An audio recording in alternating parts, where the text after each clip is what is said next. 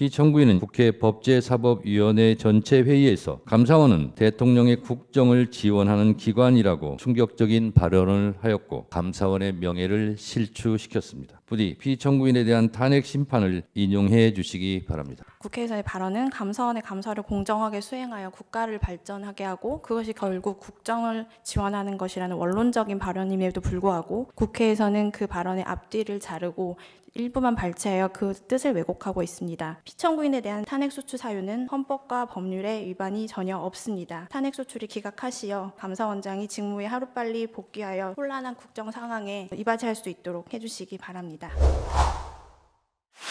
소추 사실의 요지를 청구인 측에서 10분 내로 해주십시오.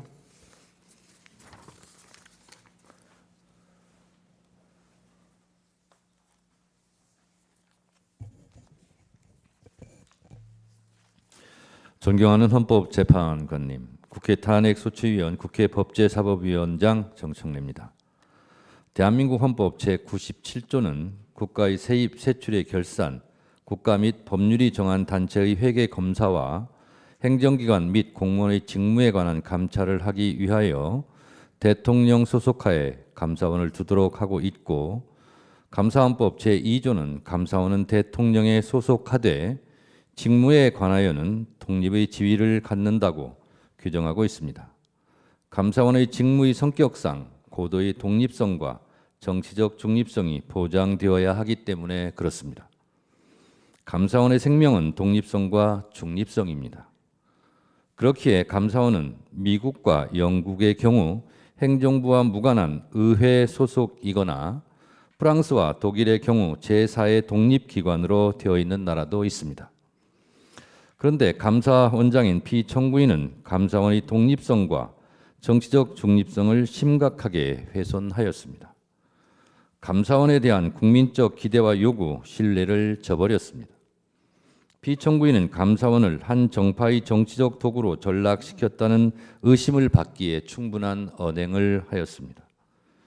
피청구인은 2022년 7월 29일 국회 법제사법위원회 전체 회의에서 감사원은 대통령의 국정을 지원하는 기관이라고 충격적인 발언을 하였고, 2024년 10월 15일 국정감사에서도 감사를 통해 국정을 지원한다고 답변하는 등 감사원이 헌법과 감사원법에 의해 독립된 지위를 갖는 기관이라는 원칙을 스스로 부정했고 감사원의 명예를 실추시켰습니다. 또한 피청구인은 2022년 7월 국무총리에게 법률이 부여하지도 않은 감사 청구권과 감사 사전협의 권한을 부여해 표적 감사를 가능하도록 하기 위해 행정규칙의 개정을 시도했다는 의혹도 받고 있습니다. 이는 피청구인이 감사원의 독립의 지위를 스스로 부정한 것으로 헌법과 감사원법을 명백히 위반한 행위입니다. 피청구인은 감사원장으로서 정치적 중립과 공정성, 직무의 독립성을 유지해야 할 의무가 있음에도 국민권익위원장에 대한 업무 추진비 사용, 근태, 권익위 유권 해석 등과 방송통신위원장에 대한 방통위가 결정한 각종 사안에 대한 감찰 등 사퇴 압박, 망신주기식 표적 감사를 함으로써 부당한 정치적 목적이나 동기를 가지고 윤석열 정부가 원하는 방향으로 감사원의 권한을 행사했다는 의혹 또한 많습니다.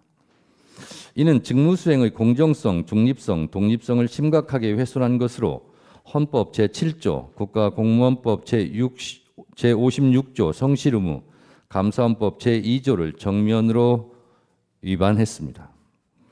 또한 피청구인은 대통령실 및 관저의 이전 등에 대한 감사에서 감사원이 허위 자료를 작성하여 배포하도록 지시 또는 묵인하여 방조하였다는 의혹, 헌법기관인 중앙선거관리위원회에 대한 감사 권한이 없음에도 무리하게 위법한 감사를 진행하는 등 감사원장은 감사원의 조직과 직무 운영 전반에 대한 책임을 지고 있음에도 업무의 공정성을 훼손했다고 봐야 합니다. 이는 헌법 제7조, 제100조, 감사원법 제2조, 국가공무원법 제56조, 형법 제122조, 형법 제123조 직권남용 등을 위반한 것입니다. 특히 피청구인은 2024년 10월 15일 국회 법제사법위원회 국정감사 과정에서 대통령실 및 관저 이전과 관련된 회의록 및 자료 제출 요구를 정당한 이유 없이 거부하였고, 이후 2024년 10월 24일 국회 법제사법위원회의 감사원 현장 검증 과정에서도 정당한 이유 없이 계속 자료 제출을 거부하는 등 국회로부터 대통령실 및 관저 이전 감사 회의록을 제출하여 달라는 적법한 요청을 수차례 받았음에도 불구하고 제대로 제출하지 않음으로써 국회 국정감사의 정상적인 국정감사 수행을 방해했습니다.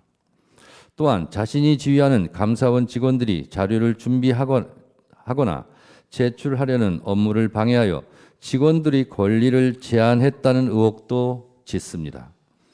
국회법 제121조, 국회에서의 증언 감정 등에 관한 법률 제12조, 형법 제122조, 제123조를 위반한 것으로 피청구인은 정당한 사유 없이 자료 제출을 거부한 것에 대해 2024년 10월 국회 법제사법위원회의 의결로 고발된 바도 있습니다. 존경하는 재판관님, 감사원의 독립성과 중립성을 부정하는 피청구인의 위헌, 위법 행위가 피청구인이 또는 감사원장의 직을 수행하는 데 해서는 안 될 정도로 매우 심각하다고 생각합니다.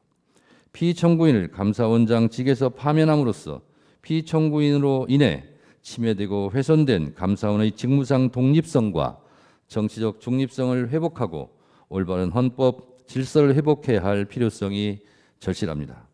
부디 피청구인에 대한 탄핵 심판을 인용해 주시기 바랍니다. 감사합니다. 예, 말씀 잘 들었습니다. 피청구인 측 10분 범위 내에서 의견 진술해 주십시오.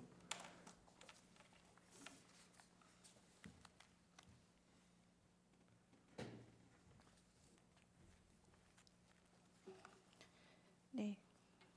피청구인 측에서 저희 의견을 말씀드리겠습니다. 우선 국회 측에서 말씀하신 첫 번째 소추 사유인 감사원 독립성 부정과 관련하여 피청구인의 국회에서의 발언은 감사원의 감사를 공정하게 수행하여 국가를 발전하게 하고 그것이 결국 국정을 지원하는 것이라는 원론적인 발언임에도 불구하고 국회에서는 그 발언의 앞뒤를 자르고 일부만 발췌하여 그 뜻을 왜곡하고 있습니다. 그리고 사드에 대한 감사나 국무총리에 대한 공익감사 청구권 부여는 모두 감사원의 독립성을 부정하는 행위에 해당하지 아니하여 피청구인에게는 헌법과 법률의 위반이 없으므로 탄핵소추 사유가 성립하지 않음이 명백합니다. 그리고 권익위원회에 대한 감사는 감사 제보에 따라 정당하게 감사에 착수한 것이고 적법한 감사 절차를 거쳐 정당한 감사 대상에 대하여 감사를 수행한 것으로 이건 역시 탄핵소추 사유가 성립하지 않으며 마치 전 정권에 대한 감사를 모두 정치 감사로 몰아가고 있는 청구인의 부당한 탄핵소추 사유에 해당한다고 할 것입니다.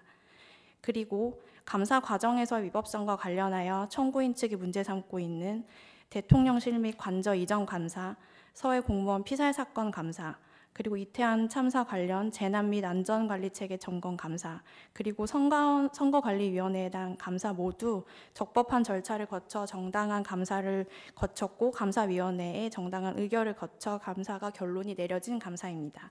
따라서 세 번째 탄핵소추 사유 모두 피청구인의 헌법과 법률 위반은 존재하지 않기 때문에 이에 대해서도 피청구인에게는 탄핵 사유가 없다 할 것입니다. 마지막으로 피청구인의 국회에 대한 자료 제출 거부 경우 감사원의 독립성을 위해서 최근까지도 국회에는 감사위원회 회의록이 여야의 합의가 없는 경우에는 제출되지 않아 왔습니다. 그리고 자료 제출 요구가 부당하게 되기 위해서는 국회 측의 자료 청구 자체가 적법하여야 합니다. 그러나 국회 측의 자료 제출 요구는 국회 증언감전법상 적법 요건을 모두 갖추지 못하여 이에 대하여 자료 제출을 거부했다고 하여 탄핵 사유로 삼은 것은 부당합니다. 이상과 같이 탄핵소추 사유에 대하여 피청구인 측 의견을 간략히 말씀드렸습니다. 말씀드린 바와 같이 오히려 청구인 측은 감사원의 정당한 감사에 대하여 그것이 오히려 전 정권에 대한 감사라는 이유만으로 감사원장을 탄핵하고 감사원의 독립성을 심각하게 훼손하고 있습니다. 만약에 청구인 측의 탄핵이 받아들여진다면 앞으로 감사원은 전 정권에 대한 감사가 불가능해지고 독립적인 지위에서 감사를 하는 것이 더더욱 불가능해질 것입니다. 존경하는 재판장님, 피청구인에 대한 탄핵 소추 사유는 앞에 살펴본 바와 같이 그 사유가 모두 이유 없으며 헌법과 법률에 위반이 전혀 없습니다. 부디 피청구인에 대한 탄핵 소추를 기각하시어 국가 최고기관인 감사원의 감사원장이 직무에 하루빨리 복귀하여 혼란한 국정 상황에 이바지할 수 있도록 해주시기 바랍니다. 감사합니다. 예, 말씀 잘 들었습니다.